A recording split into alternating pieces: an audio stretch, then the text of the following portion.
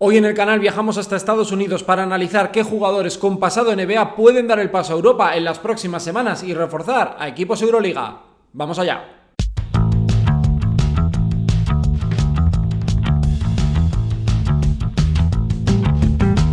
Muy buenas y bienvenidos a mi canal. Hablemos de básquet, hablemos del mercado de fichajes y este es un vídeo que vosotros habéis conseguido que esté aquí en el canal porque hemos hablado durante los últimos días del mercado, ese segundo mercado que se va a generar en el baloncesto europeo a raíz, ¿no?, del final de temporada de NBA, cuando se comience la agencia libre de la NBA, y hemos hablado de ese mercado, hablamos de Vincent Poirier también en otro vídeo que os gustó un montón y me pedisteis que hiciéramos de jugadores que podrían acabar viniendo al básquet europeo. Y le he pedido a Nacho Losilla, ¿qué tal? Muy buenas. Muy buenas, Sergio. Le he pedido que nos ayude a elaborar, a confeccionar un listado de buenos jugadores que realmente puedan tener opciones. No decimos que todos estos vayan a llegar, que igual son otros, pero que sean opciones que tú realmente, si lo ves anunciado por el Baskonia, el Madrid, el Olympiacos, un equipo de ACB, digas, bueno, me cuadra. Y esa es un poco la premisa, hacer algo que sea, yo creo, de analizar jugadores, que esto nos encanta y a los dos especialmente, y poder ir proponiendo nombres. La primera pregunta de ir con el listado, que son 10 nombres, 5 cada uno, ¿crees que va a haber ese desembarco? ¿Crees que se va a vivir ese segundo mercado en Europa? Es decir, que vaya éxodo de jugadores NBA a Europa. Yo creo que si se da el éxodo de jugadores de la NBA a Europa, va a ser más, evidentemente la situación influirá, pero va a ser más por casos como el de Mirotic, como el de Larkin, la evolución de los últimos años de, oye, que irse a jugar a Europa no es un fracaso, ¿no? Y esa tendencia está cambiando, ese deje que había en Estados Unidos, ¿no? De, oye, si te vas de la NBA a Europa estás fracasando, por mucho que allí luego seas una maravilla. El asunto es que ahora mismo está todo tan en el aire, hay tantas dudas. No. Ha dicho Wojnarowski que la agencia libre va a ser bastante tranquila, pero claro, si tú eres un jugador de 24, 25 años, que llevas varias temporadas en la NBA y no has tenido hueco, quizá es el mejor momento para dar el salto a Sí, Europa. incluso hablando de aspectos económicos, claro, porque estos jugadores, los que estén sin firmar contrato, no van a cobrar, con lo cual, pues Claro. evidentemente, como todo trabajador, van a querer moverse. Son 10 nombres, si quieres, comienza tú y vamos analizando. ¿Por cuál quieres comenzar de los que tienes en tu lista? Pues voy a comenzar con el más cercano, que no es otro que Billy Hernán Gómez. Yo creo que él va a seguir en la NBA, creo que va a tener alguna oferta, pero sí que es cierto que ni ha podido jugar mucho en la NBA, cuando más ha jugado ha sido en los Knicks como rookie y acabó saliendo de allí por falta de minutos. Y este año en Charlotte, que parecía que este sí que era el año, oye, reconstrucción, primer año sin Kemba Walker, este era el año para que tuviese minutos y tampoco los ha tenido. Yo creo que el entrenador quiere jugar más moderno y yo creo que Billy no entra en sus esquemas. Además, Charlotte está buscando a lo mejor traer un 5 de mayor calibre porque tienes a Cody Seller, tienes a Billombo, tienes a Billy, no tienes un gran jugador ahí.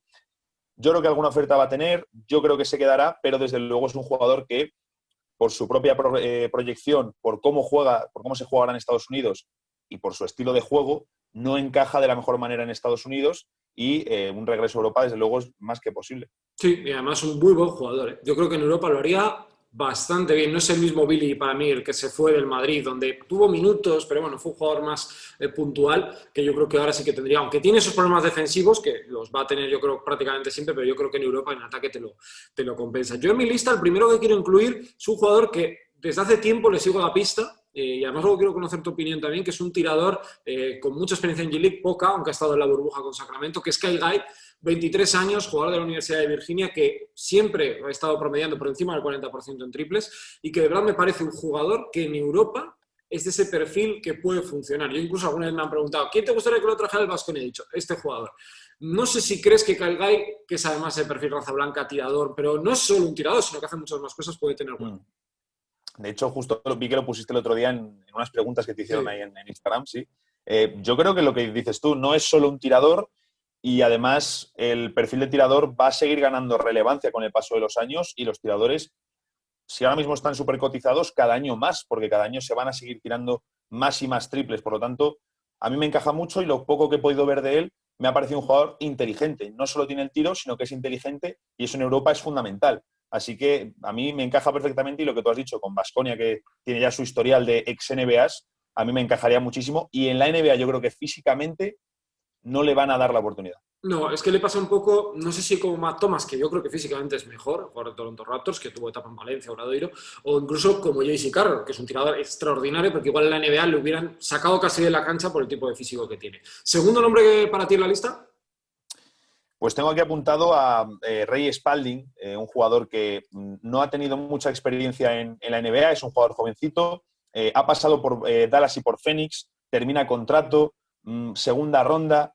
El problema que tiene es que es un ala pivot grande que no es ni 4 ni 5, sale y produce mucho, pero no tiene el nivel suficiente para la NBA y se queda un poco ahora mismo entre medias de, pues eso, ¿no? Que o tienes que ser un 5, no tiene tiro, está un poco ahí en una posición un poco extraña. Yo le pude ver cuando jugó con los Suns, le pude seguir varios partidos y me gustó porque es un tío con mucha energía, pero que además tiene sus puntos y muchísima capacidad reboteadora, así que está en el 2,08 de altura, en Europa podría ser pivot sin ningún tipo de problemas y sería un pivot ágil, móvil, que defiende con mucho rebote y con ciertos puntos, sin ser una cosa loca, pero yo creo que es un jugador aprovechable y es un jugador muy jovencito, tiene 21 años. Pues ahí tenéis el tercer nombre de la lista. Yo te voy a preguntar por otro también, os lo voy a proponer, uno que estuvo en los Suns y me vas a tener que explicar realmente qué es lo que vieron cuando lo draftearon, que es Dragan Bender, que también tiene 23 años, es ese croata 2'13", que ha pasado ya, ha estado en la última etapa, creo que ha sido en los Warriors, ¿no? Pero ha ido dando tumbos, estuvo en los Bucks o no para CSK el verano pasado.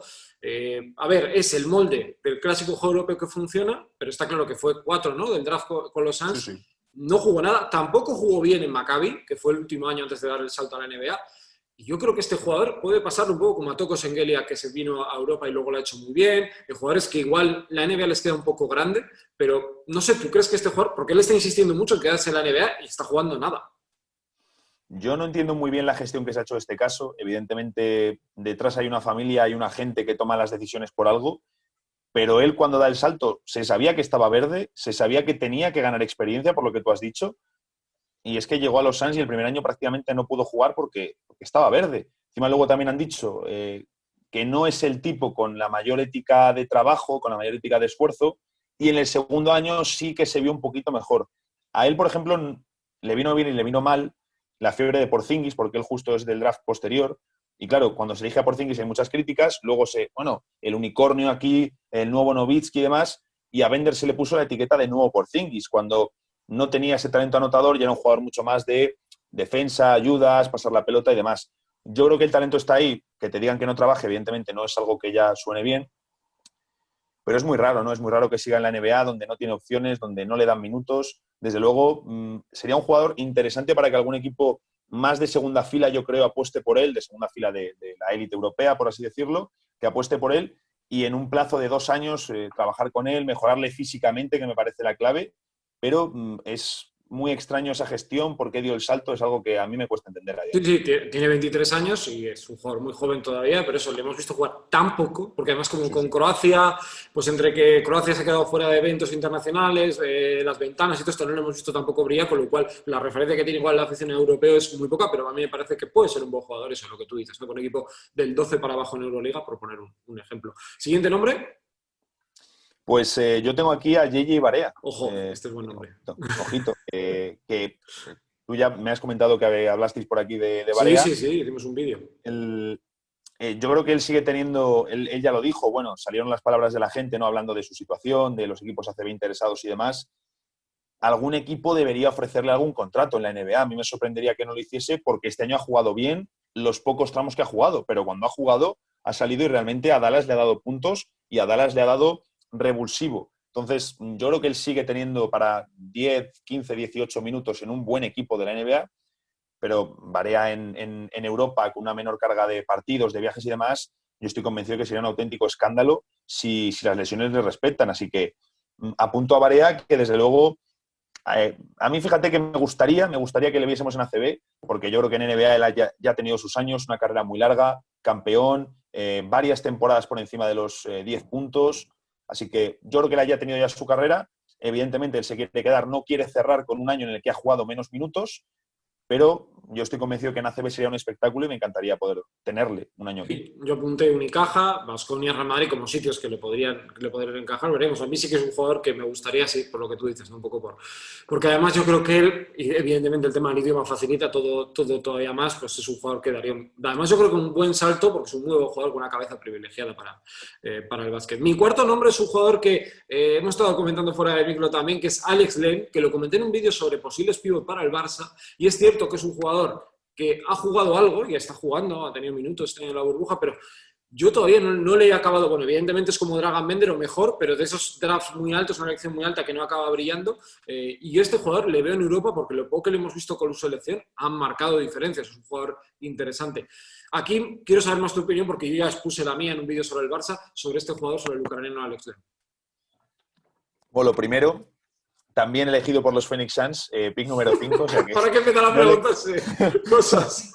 Claro, a lo mejor esto es una señal, pero es lo que tú dices. Len, sobre todo ahora en Sacramento, en Atlanta ya lo hacía, pero de titular en la NBA no sirve, pero de suplente para ese rol de 15, 18 minutos no puede llegar a 20. Es uno de los mejores pivots reboteadores en tiempo limitado.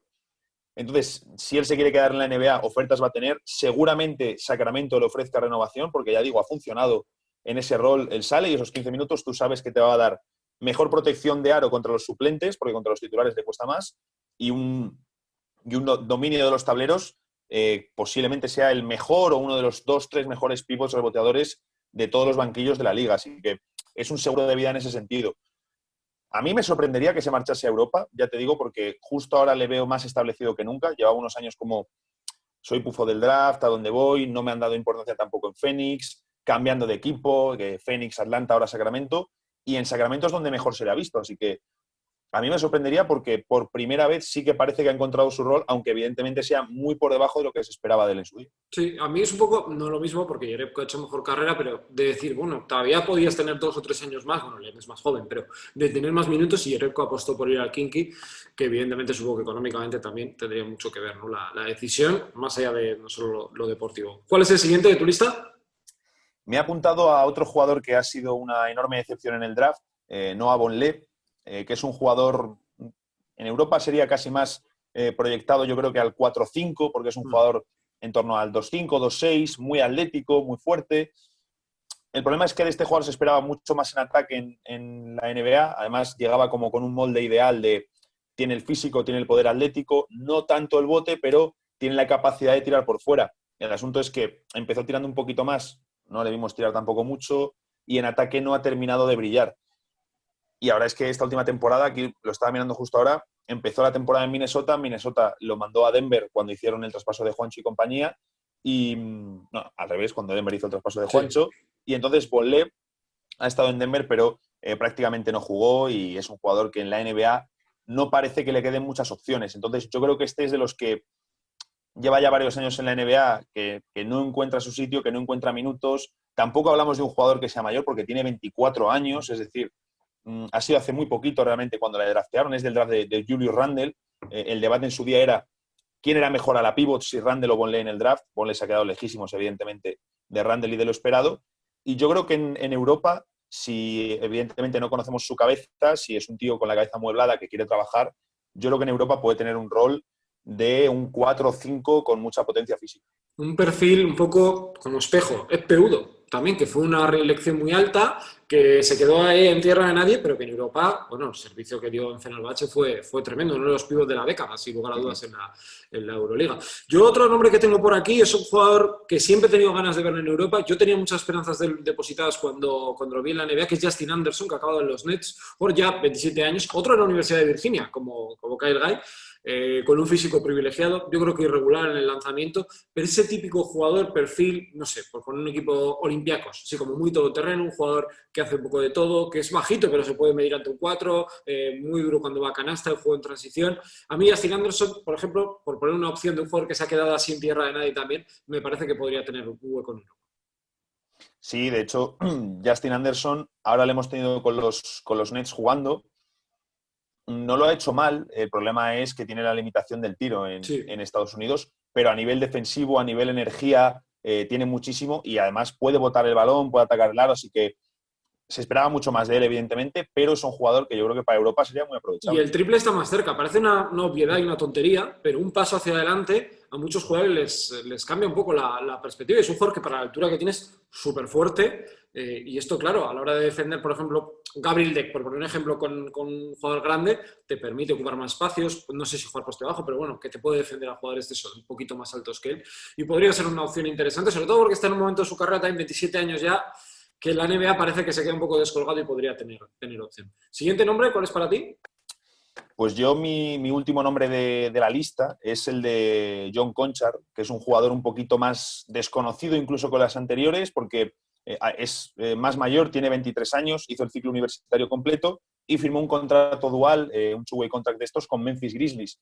¿Qué ocurre? Prácticamente no ha jugado, han sido 19 partidos con 9,5 minutos por partido, pero yo cuando le he visto me ha dejado la sensación de que podría ser incluso muy útil en la NBA. Hablamos de un tipo que es un 1-2 de 1,96, es fuerte físicamente sin ser un espectáculo, sabe aprovechar muy bien su físico y es un jugador muy completo, es un jugador que defiende bien, puede botar y puede anotar.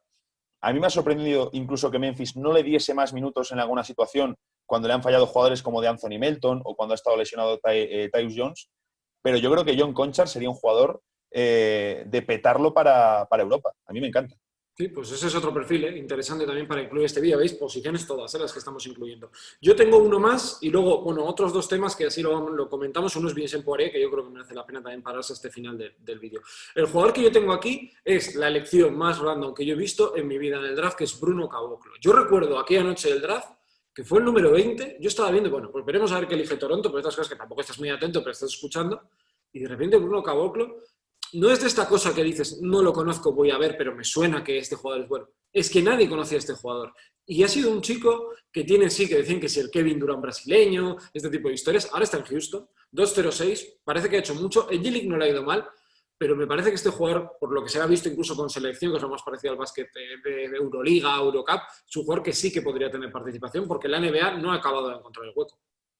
De hecho, yo creo que a Bruno Caboclo en más de una ocasión le ha podido fallar la cabeza. Tuvo problemas con la selección precisamente, con el equipo de Brasil. Pero yo creo que en cuanto a talento y a posibilidades físicas, ahí siempre ha habido un molde muy interesante. De hecho, en su día la comparación que se tiraba era o el Kevin Durant o el Antetokounmpo brasileño, ¿no? Por el molde físico que ofrece y que tiene puntos y tiene manejo de balón. Lo que está claro, y yo creo que tú lo has dicho, que en la NBA no termina ni de establecerse en un equipo, ni de que le den una oportunidad, ni de aprovecharla.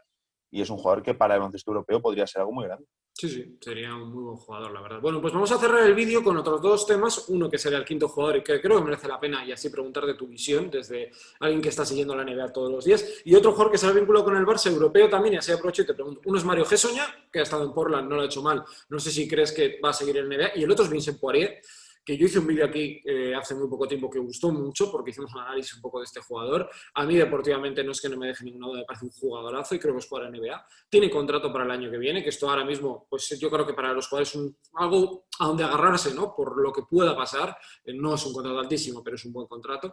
¿Qué crees que va a pasar con estos dos jugadores? Hezonja, ¿crees que acabará volviendo? Y sobre todo Vincent Poirier, ¿crees que romperá la opción de Boston? Pues Sonia, el caso es que yo creo que en Portland no lo ha hecho mal, lo ha hecho bien, ya evidentemente con la limitación del tiro de tres, que no tira prácticamente y cuando tira no registra buenos porcentajes, eso le limita muchísimo en la NBA. Pero claro, ¿qué ocurre? Que él tiene una opción de jugador que no llega a los 2 millones de dólares. Eso con impuestos y en Portland no es un salario alto el que va a tener Sonia la próxima temporada y es una opción de jugador. Yo creo que si él se quiere quedar en la NBA, algún equipo le va a ofrecer contrato y le va a ofrecer hueco, pero va a ser igual, un contrato bajito y un rol limitado. Sonia es un jugador que si firma, por ejemplo, con un equipo de playoffs, se va a quedar fuera de la rotación en playoffs, salvo que haya lesiones. Así que si él lo que quiere realmente es ser importante y ganar importancia, sí que debería volverse a Europa, porque en NBA, ya te digo, es que con la limitación del tiro no va a poder jugar en un equipo de playoffs, salvo que lo solucione y no tiene mucha pinta. No. Y está complicado, está complicado. Sí, sí. Y además, con la mejora física que ha pegado Sonia. Y incluso te diría de actitud, ¿eh? Porque Sí, yo sí. el que estuvo en el Barça y luego fue a la NBA, Uf, me parece que es de la misma generación de Porzingis, uno es el 5 y el 6 o 4, no me acuerdo cuál fue el orden exactamente, uno por debajo, y este jugador veía que parece... Él iba con la sensación de que se iba a comer el mundo y la NBA es un mundo pues que evidentemente te Sí, comes si no estás preparado. justo te iba a decir eso. Yo creo que a lo mejor ha sido un poco de más o menos culpa suya, más culpa de la franquicia, cómo habrán trabajado con él, un poco de cura de humildad, ¿no? Él llegaba allí con unas expectativas enormes y se ha quedado lejísimos y nunca, ni siquiera ha enseñado destellos de lo que se esperaba de él. Y había gente que apostaba porque Sonia iba a ser la próxima estrella del baloncesto europeo en Estados Unidos. Así que yo creo que sí que se ve un cambio de actitud, se le ve en defensa mucho más aplicado, pasa la pelota, está haciendo muchas cosas, pero tiene sus limitaciones. Como digo, es el tiro, es que es el tiro y no hay más. Entonces, se le ve mucho más serio y yo estoy convencido que en Europa es Sonia, aparte de que es buenísimo, con el cambio físico que ha pegado, te permite ponerle tanto de 2, de 3 en el alero, pero es que yo creo que también puede jugar ya en el 4, en quintetos pequeños. Incluso si en el Barcelona ya sí que Vicius, que va a apostar por un baloncesto moderno, ya dijo que iba a poner a Mirotic en algún tramo de 5, un Esonia Mirotic, sería una cosa muy chula de ver. Sí, sí, sí, divertida sería. ¿Y lo de Poiré, cómo lo ves? ¿Crees que cómo va a acabar ese tema? Lo estábamos comentando antes, es que claro, tiene contrato para la siguiente temporada y luego los Celtics tienen opción de mantenerle con es agente libre restringido cuando termine, es decir, no termina su contrato y ya está. Entonces, es raro porque no está jugando, los pivots de Boston, más allá de Daniel Theis, no están siendo ninguna maravilla, es el punto más débil del equipo, pero él tampoco, él parece que está contento, no juega, pero no se le ve tampoco ni frustrado ni nada, cuando han salido vídeos se le ve muy feliz. Fue Entonces, padre no sé hace si poco, Boston, además. claro, no sé si Boston incluso estará pensando más en la próxima temporada, en que pueda haber alguna salida de un pívot y que él gane relevancia. No lo sé, es la única explicación que encuentro para que no esté jugando, tenga 26 años, en Europa podría ser uno de los mejores pivots y está allí sentado. Entonces, yo no creo que vaya a hacer un solo año sin jugar y volverse a Europa, más con la situación actual. Yo creo que por lo menos un año más en Boston va a estar. Yo estoy contigo. Si alguien quiere ver el análisis, lo tenéis por aquí arriba, ¿vale? Para poder analizar un poco cómo juega, si no habéis visto a Vincent Poirier.